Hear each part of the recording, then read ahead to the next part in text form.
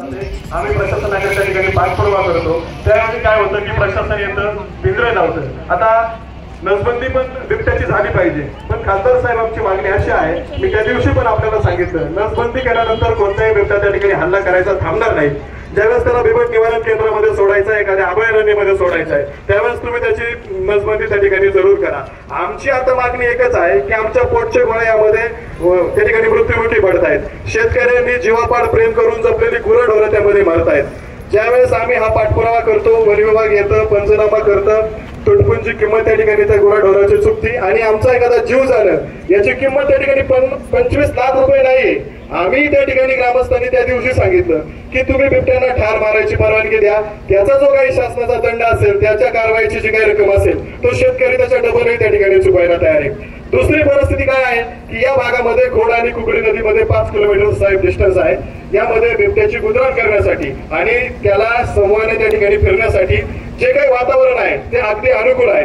या भागामध्ये 70% ऊसाची शेती असल्यामुळे या ठिकाणी बिबट्यांची संख्या मोठ्या प्रमाणात आहे। परिणामी या भागाला तरकारी पिकांचं बाहेरघर म्हणून त्या ठिकाणी संबोधलं जातं आणि हे असं असताना आमचे शेतकरी त्या ठिकाणी सोसायटी असेल, राष्ट्रीयकृत बँका असेल, पतसंस्था असेल, यांचं लाखोंचं कर्ज त्या ठिकाणी आपल्या भोकांडी घेतात आणि जर आज शेतामध्ये जर ऊसाचं पीक त्या ठिकाणी घेतलं तर 18 ते 20 महिने त्या ठिकाणी आम्हाला त्याचं पेमेंट येण्यासाठी, त्याची रक्कम आमच्या हातामध्ये मिळण्यासाठी जातात आणि शेतकऱ्याला संसार चालवण्यासाठी त्या ठिकाणी जो काही पैसा येतो तो शेतकऱ्याला संसार चालवण्यासाठी 1 वर्षभराचा खर्च जर त्याच्यामध्ये जात असेल आणि तरकारी पिकांमधून जर शेतकऱ्याला त्याची कर्ज चुकायची असतील, परिणामी आज परिस्थिती अशी आहे की बिबट्याच्या हल्ल्यामुळे साहेब त्या ठिकाणी डबल मजुरी देऊन सुद्धा कोणताही लेबर आमच्या शेतामध्ये कामाला येत नाही।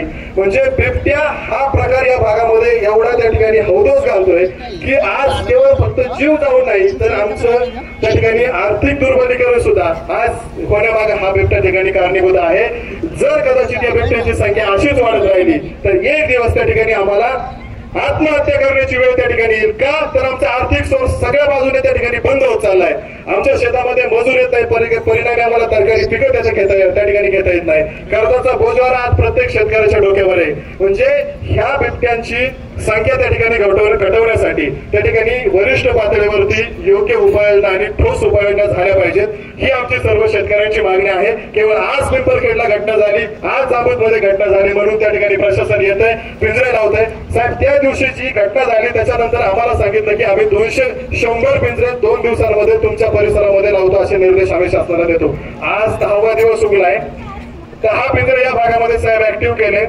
त्याच्यानंतर माणिक डोहामध्ये जी बिबट्यांना ठेवायची जी क्षमता आहे ती पूर्ण आहे। 3 बिबटे इथून त्या ठिकाणी घेऊन गेल्याच्या नंतर 3ही पिंजरे त्या ठिकाणी माणिक डोहापाशी ठेवलेत। आता माझा वन विभागाला प्रश्न आहे, तुम्हाला बिबट्यांना पिंजऱ्यात ठेवायचे आदेश आहेत का किंवा कायद्यामध्ये अशी काही तरतूद आहे की बिबटे पकडलेला बिबट्या तुम्ही किती काळ त्या ठिकाणी पिंजऱ्यामध्ये त्या ठिकाणी ठेवू शकता? परिणामी 7च पिंजरे आज या भागामध्ये ऍक्टिव्ह आहेत। 300च्या संख्येला 7 पिंजरे जर त्या ठिकाणी ऍक्टिव्ह असतील आणि आज जर ते देखील जेरबंद त्या ठिकाणी होत नसतील तर मी त्या ठिकाणी आपल्याला सांगतो ही बिबट्यांची संख्या 300 वरून 600 वर जाईल आणि आमचे आज 70-80चे बळी हे नक्की त्या ठिकाणी 150 आणि 900 वरती जाऊन पोहोचतील। म्हणून आमचे कुटुंब उद्ध्वस्त होण्याची वेळ खरं तर आज या बिबट्याच्या या हौदोसामुळे आलेली आहे, बिबट्याच्या वाढत्या संख्येमुळे आलेली आहे। बिबट्याच्या हल्ल्यात मृत्यू झाल्यापेक्षा शेतकरी देखील त्या ठिकाणी आत्महत्या करायला जजावेल का काय असा प्रश्न या ठिकाणी सगळ्या लोकांना, सगळ्या शेतकरी वर्गाला आहे। म्हणून यावर तुम्ही ठोस उपाययोजना करा।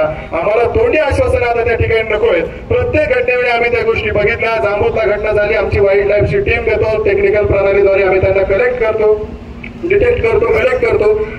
अशी हजारो आश्वासनं त्या ठिकाणी प्रशासनाकडून आम्हाला आली। परिणामी वाईल्ड लाईफच्या टीम आल्या, 2 दिवस गावामध्ये राहिल्या, 1-2 बिबटे कलेक्ट केल्या आणि त्या टीम निघून गेल्या। वन विभागाकडे वाईल्ड लाईफ सारखी टीम अत्यंत चांगल्या प्रकारे काम करते। एकेका गावामध्ये जर एक महिला त्या ठिकाणी ती टीम ठेवली तर कमीत कमी 5-50 बिबटे त्या ठिकाणी कलेक्ट करतील। शेतकऱ्यांना तेवढा आधार होईल, तेवढा धीर येईल आणि प्रशासन देखील काम चांगल्या प्रकारे करतंय। त्यामुळे आम्ही देखील त्यांना सहकार्य करू, पण आज आमचे जीव जात आहेत, आमची आर्थिक सुबत्ता धोक्यात येते। त्यामुळे कदाचित आत्महत्येची वेळ या शेतकऱ्यांना आल्याशिवाय राहणार नाही। एवढा मोठा हौदोस बिबट्याने घातलाय, यावरती आपण त्या ठिकाणी ठोस प्रतिबंध करावा ही आमची सर्व शेतकऱ्यांची मागणी आहे। जर तसं नाही झालं तर आम्ही दिलेला आमरण उपोषणाचा जो काही इशारा आहे, जे काही रास्ता रोको आहेत, कलेक्टर ऑफिसला जे काही आमरण उपोषण करायचंय, मंत्रालयामध्ये करायची तयारी या ठिकाणी सर्व शेतकऱ्यांनी ठेवलेली आहे। त्यामुळे आज वरिष्ठ पातळीवरचे सर्व अधिकारी या ठिकाणी उपस्थित आहेत। मी सर्वांना त्या ठिकाणी शेतकऱ्यांच्या वतीने विनंती करतो, आपण तात्काळ या बिबट्यांचा बंदोबस्त करून आम्हाला त्या ठिकाणी ठिकाणी या बिबट्यांच्या वावरामधून त्या ठिकाणी मोकळा श्वास घेऊन आम्हाला देखील त्या ठिकाणी सुखी जीवन जगू द्या, हीच मागणी मी आपल्याकडे या निमित्ताने करेन.